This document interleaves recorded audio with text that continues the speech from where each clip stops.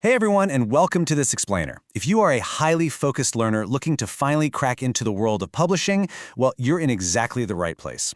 Today, we're mapping out the complete step-by-step career roadmap for becoming an editorial assistant. We're going to dig into the actual data and insights from our source material to give you a highly structured visual guide to this really exciting profession. So let's just dive right in. Here is our game plan for today. First, exploring the role.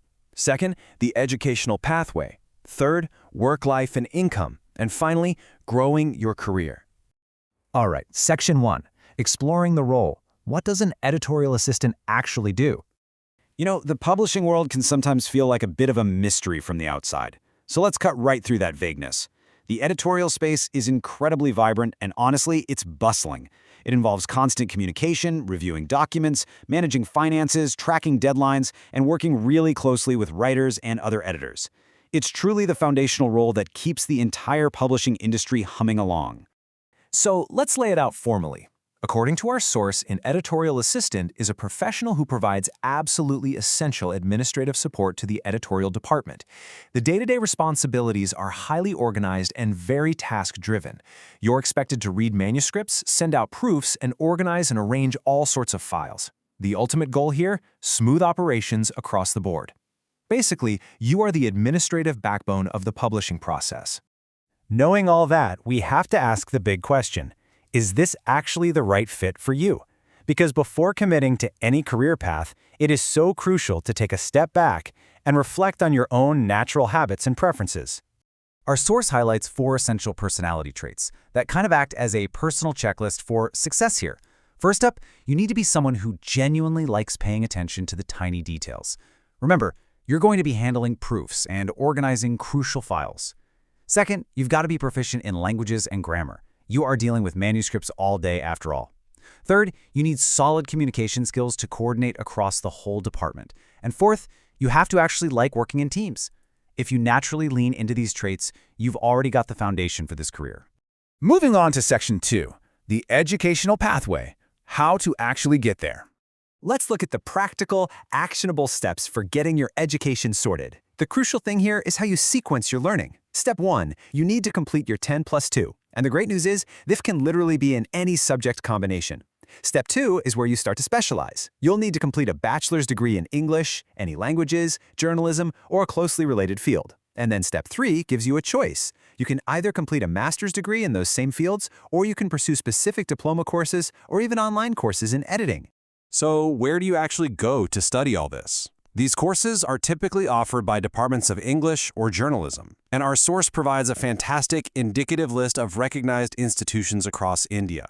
You have some really excellent options ranging from top government institutes like the Indian Institute of Mass Communication in New Delhi and Savitribai Phule Pune University to fantastic private institutes like the NSHM School of Media and Design in Kolkata or the Xavier Institute of Communications in Mumbai.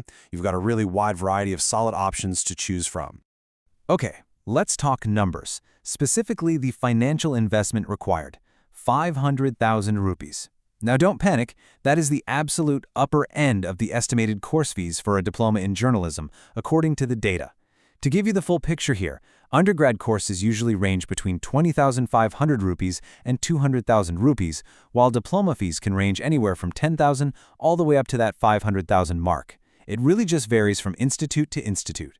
Now, let's immediately contrast that education cost with your expected return on investment, 37,000 rupees a month.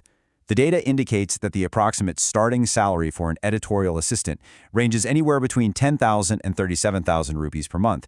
So when you're planning out your educational pathway, you definitely need to weigh your course fees against this initial expected income. But hey, if those tuition numbers looked a bit daunting, don't worry, there are some incredibly robust financial aid options out there. You can start with central and state schemes available through the National Scholarship Portal. Plus, there are institute-based merit scholarships.